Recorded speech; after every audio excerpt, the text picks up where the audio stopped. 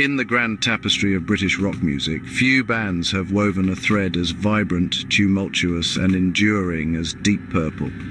Their story is not merely one of hit records and sold-out arenas. It is a saga of shifting alliances, creative genius, and personal conflict. From their earliest days in the late 1960s, they sought to blend the raw power of rock with the complex structures of classical music, creating a sound that was both intellectually stimulating and viscerally exciting. They were pioneers, pushing the boundaries of what was possible within a rock format, and in doing so, they laid a significant portion of the groundwork for what would become heavy metal. Their journey is a lesson in resilience, a dramatic narrative that saw them rise to unimaginable heights, crumble under internal pressures, and then rise again. The name Deep Purple itself has become synonymous with a certain brand of epic, guitar-driven rock. It evokes images of Ritchie Blackmore's searing Stratocaster solos, John Lord's thunderous Hammond organ, and Ian Gillan's soaring operatic vocals. This was a band of virtuosos, each member a master of their instrument, and their interplay created a musical chemistry that was often breathtaking. Their influence can be heard in countless bands that followed, from Iron Maiden to Metallica, all of whom owe a debt to the sonic architecture that Deep Purple constructed. To understand their story is to understand a pivotal chapter in the evolution of rock music, a time when ambition and volume were turned up to 11, forever changing the landscape. This essay will journey through the band's dramatic history, beginning with their formation and the early lineups that first put them on the musical map.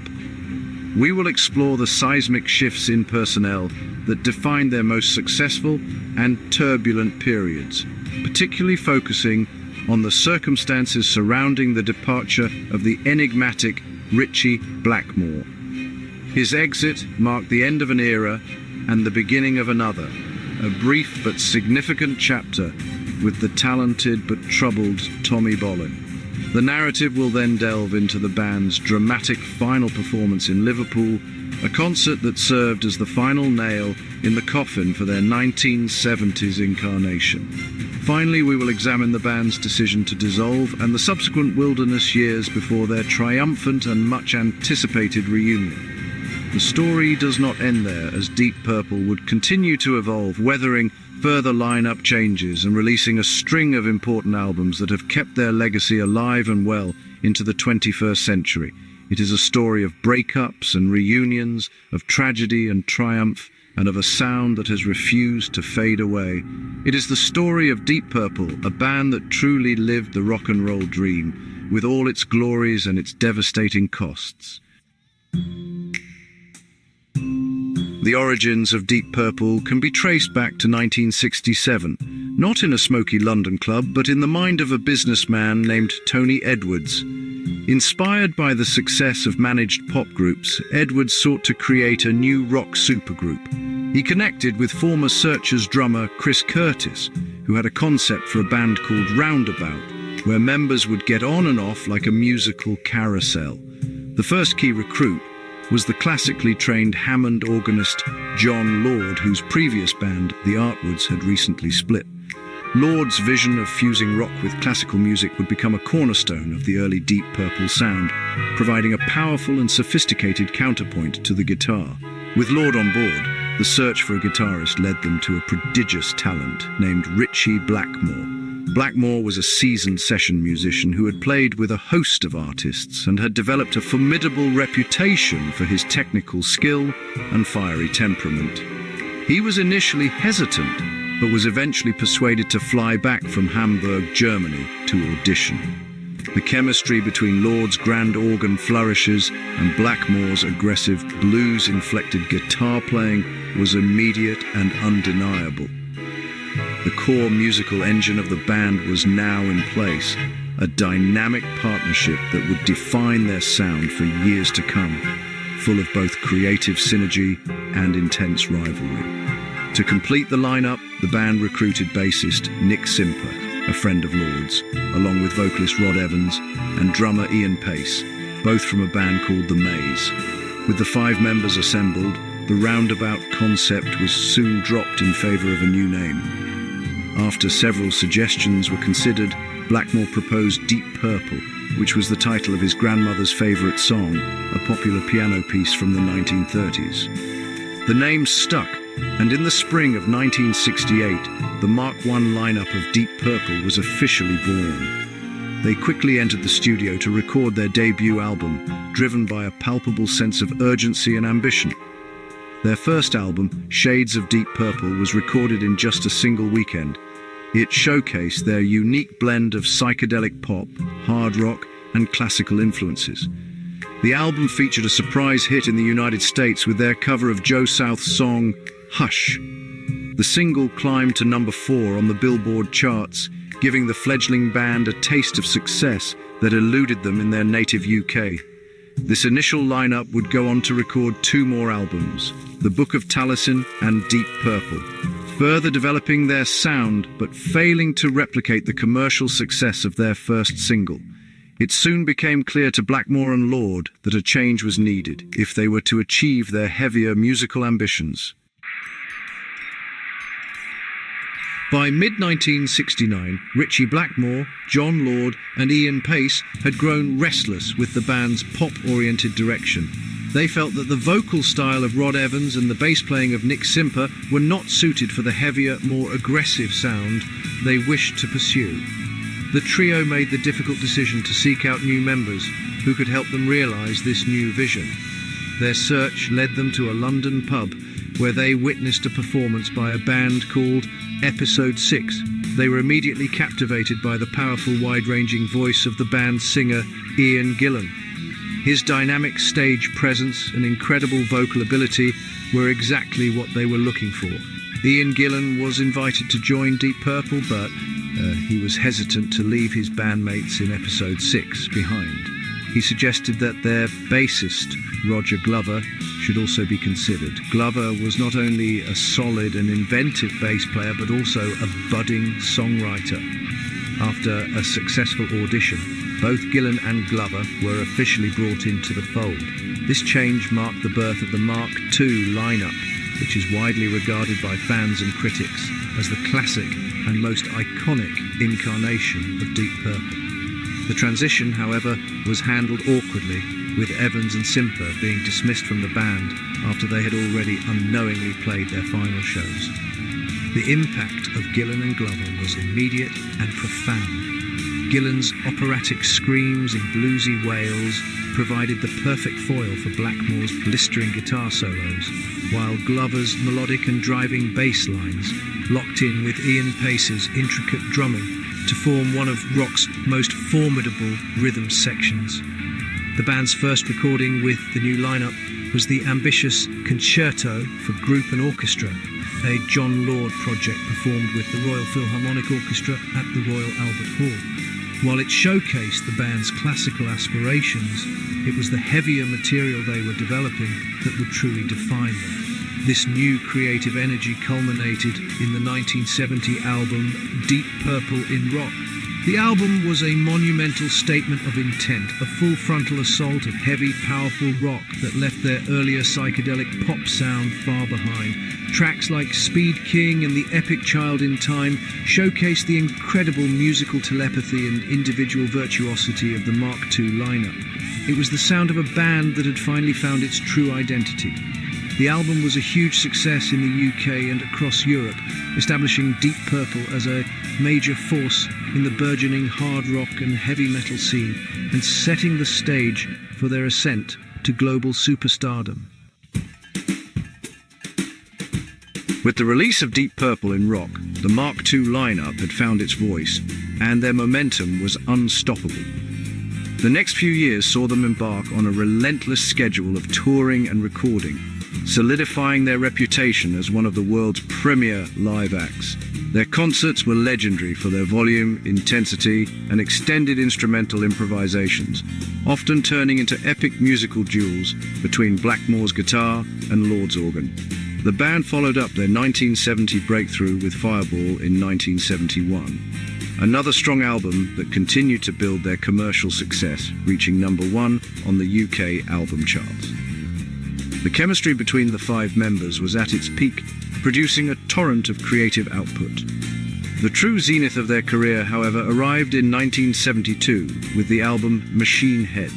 Recorded in Montreux, Switzerland, under dramatic circumstances, the album would become their most famous and commercially successful work.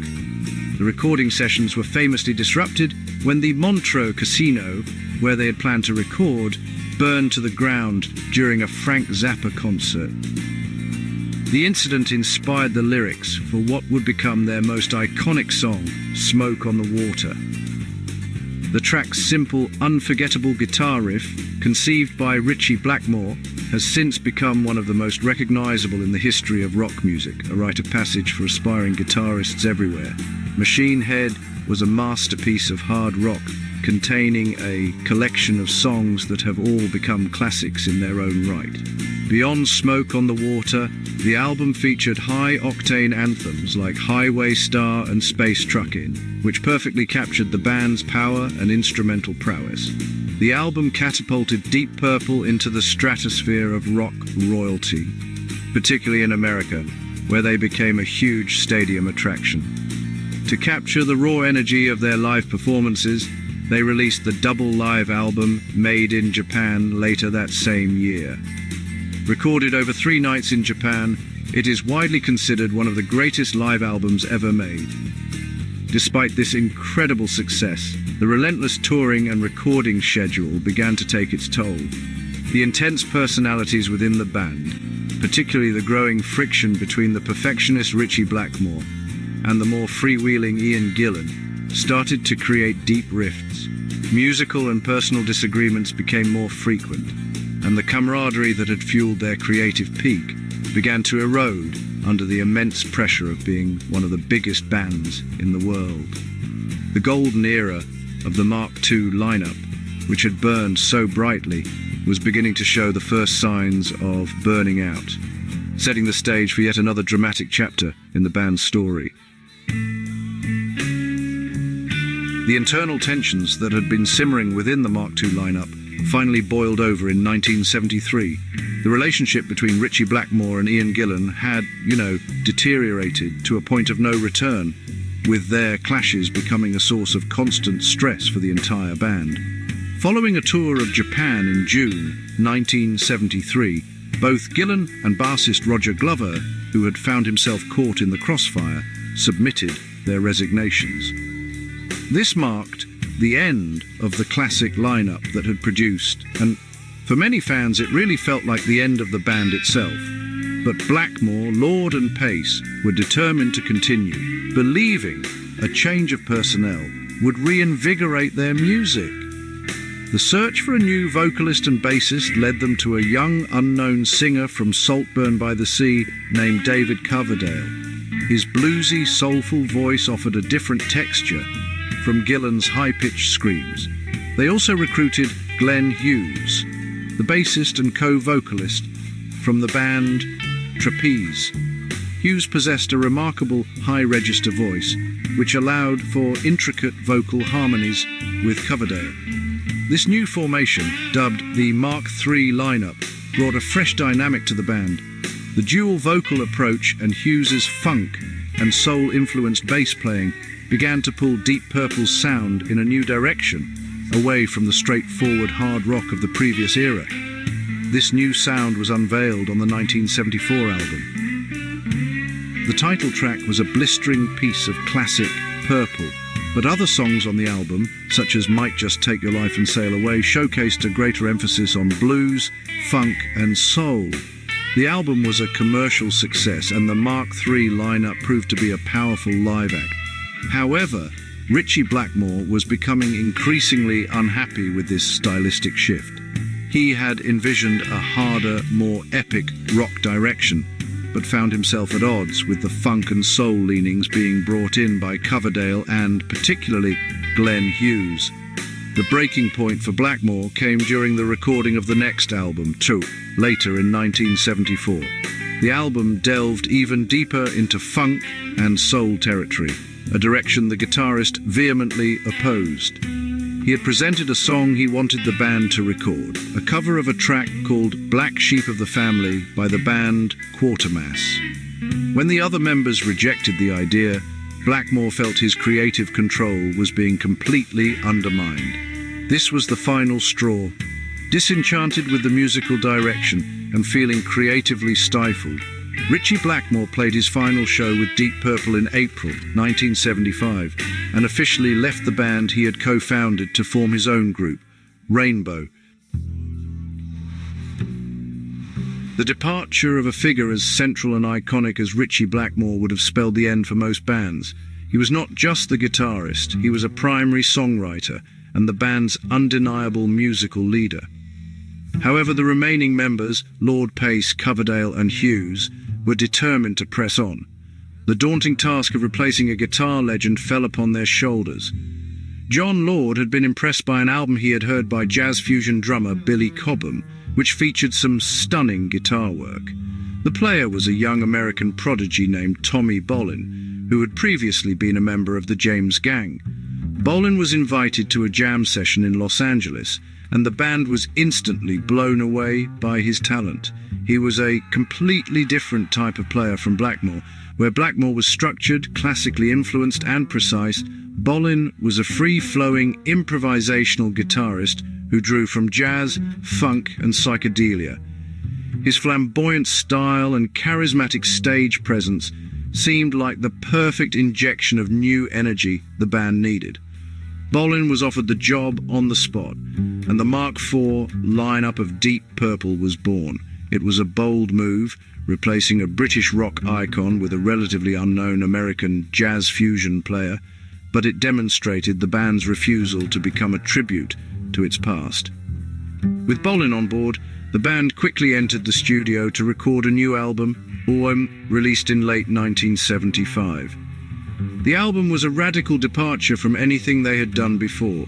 Bolin's influence was pervasive, pushing the band further into the funk rock territory that had started to emerge on, while also adding elements of jazz and soul. Tracks like Getting Tighter showcased Bolin's and Hughes's shared love of funk, while Bolin's songwriting contributions brought a fresh, Americanized flavor to the band's sound. The album received mixed reviews. Some praised its adventurous spirit, while others felt it strayed too far from the classic Deep Purple identity. Unfortunately, Tommy Bolin was battling a severe and escalating addiction to heroin. While his talent was immense, his drug use made him an erratic and unreliable performer. During the subsequent world tour, his problems became tragically apparent. The quality of the band's live shows became wildly inconsistent, often depending on Bolin's condition on any given night.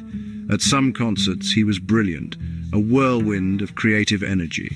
At others, he was a shadow of himself, struggling to play due to the effects of drugs, sometimes even suffering from temporary paralysis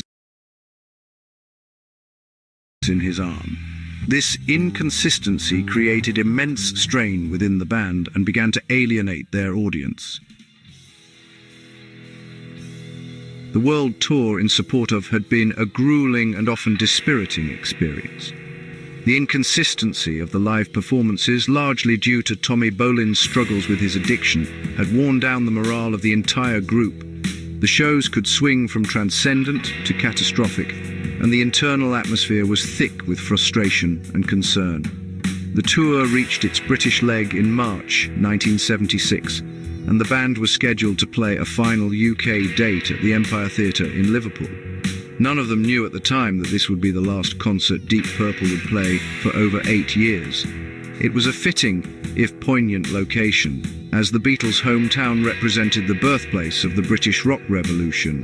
The concert on the 15th of March 1976 was, by most accounts, a lackluster affair. Tommy Bolin was reportedly in poor shape, and the performance lacked the fire and precision that had once been the band's hallmark. The magic was gone, replaced by a sense of fatigue and disillusionment. After the show, the mood backstage was somber. David Coverdale, the band's charismatic frontman, was emotionally drained and walked into the dressing room in tears. He reportedly tendered his resignation to John Lord, stating, "I can't do this anymore. I'm leaving the band." He felt that what they were doing was no longer worthy of the name Deep Purple. John Lord and Ian Pace, the two remaining original members, looked at each other and quietly came to a mutual, unspoken agreement. Coverdale's emotional resignation was not a surprise, but a confirmation of what they both already felt in their hearts. The band had run its course. The spirit was broken, and the constant struggle to keep it going had become too much to bear. Lord later recalled the moment, stating that there was no big argument or dramatic showdown. It was simply a quiet, sad realization that the end had come. They agreed with Coverdale. There was no longer a Deep Purple to be a part of. Glenn Hughes was deeply invested in the funk rock direction and was initially resistant to the idea of splitting up, but he was outvoted by the collective despair. The decision was made that night in Liverpool, though it was not announced to the public for several months. For Lord and Pace, who had been there from the very beginning, it was a particularly bitter pill to swallow. They had seen the band through multiple lineups, incredible highs and devastating lows, to end not with a bang, but with a weary sigh in a Liverpool dressing room, felt like an ignominious conclusion to the story of one of rock's most powerful and influential groups. Following the quiet decision made in Liverpool, the management officially announced the breakup of Deep Purple in July 1976. The news sent shockwaves through the rock community, although those who had witnessed the troubled final tour were not entirely surprised. The statement declared that the band would not record or perform together as Deep Purple again. For the legions of fans around the world, it was the end of an era. The various members scattered, free from the pressures and conflicts that had defined the band's final years, and began to explore new musical paths on their own terms, leading to a decade of diverse solo projects and new bands. Tragically, the story of the Mark IV lineup had a devastating postscript. On the 4th of December 1976, just a few months after the split was announced, Tommy Bolin died from a drug overdose in a Miami hotel room. He was only 25 years old. His death was a profound tragedy, cutting short the life of a guitarist with immense and unique talent. It cast a dark shadow over the final chapter of Deep Purple's 1970s history, serving as a stark and heartbreaking reminder of the personal costs associated with the rock and roll lifestyle and the struggles that had ultimately torn the band apart from the inside.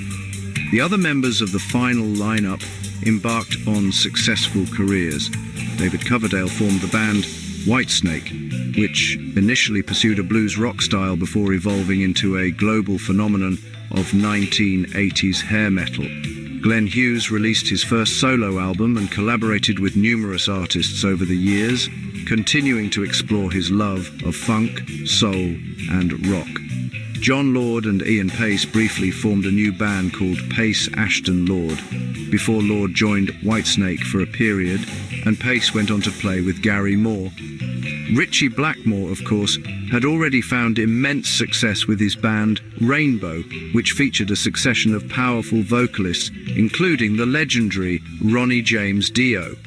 Meanwhile, the members of the classic Mark II lineup also remained active. Ian Gillan formed the Ian Gillan Band, which explored jazz rock fusion before creating a more straightforward hard rock band simply called Gillan, which enjoyed considerable success in the UK. Roger Glover became a highly sought-after and respected record producer, working with bands like Rainbow, Judas Priest, and Nazareth. For 8 long years, the name Deep Purple lay dormant, but the music never went away. Their back catalogue continued to sell, and their influence only grew, creating a persistent demand and a sense of unfinished business that would eventually prove impossible to ignore. By 1984, the time was finally right. After years of speculation and public demand, the classic and most celebrated Mark II lineup of Ritchie Blackmore, Ian Gillan, John Lord, Roger Glover and Ian Pace agreed to reform. The reunion was met with huge anticipation from fans and the music industry alike. It was a momentous event, bringing 5 legendary musicians back together after more than a decade of separation and animosity. The band signed a major new record deal and entered the studio to see if the old magic was still there. The result was the aptly titled album, released in late 1984. The album was a resounding success, both commercially and critically. It proved that the chemistry of the Mark II lineup was still potent. The title track and Knocking at Your Back Door became instant classics, blending the band's signature sound with a more polished contemporary 1980s production. The subsequent world tour was a triumph, with the band selling out arenas across the globe. It was a powerful reaffirmation of their status as rock legends. They followed this up with the album in 1987, but by this point the old tensions between Blackmore and Gillan had resurfaced, threatening to derail the reunion. These renewed conflicts led to Gillan being fired from the band in 1989. He was replaced by former Rainbow vocalist Joe Lynn Turner for the album, an outlier in the band's discography that felt more like a Rainbow album than a Deep Purple one. However, for the band's 25th anniversary, Gillan was brought back into the fold, much to Blackmore's displeasure. They recorded the album in 1993, but the tour that followed was unbearable. Blackmore's discontent was palpable, and in November 1993, in the middle of a European tour, he abruptly quit the band for good, this time with no chance of return. Instead of folding, the remaining members recruited American guitar virtuoso Steve Morse. Morse's arrival in 1994 ushered in a period of unprecedented stability and creative rejuvenation. This new lineup, which also saw Don Airey take over from a retiring John Lord in 2002, has remained intact for decades. They have continued to tour relentlessly and have released a string of well-regarded albums, including and proving that the spirit of Deep Purple could thrive beyond its founding guitarist. Their story is one of survival, a testament to a musical legacy so powerful that it could withstand breakups, tragedy, and seismic shifts in personnel, continuing to burn brightly for new generations of rock fans.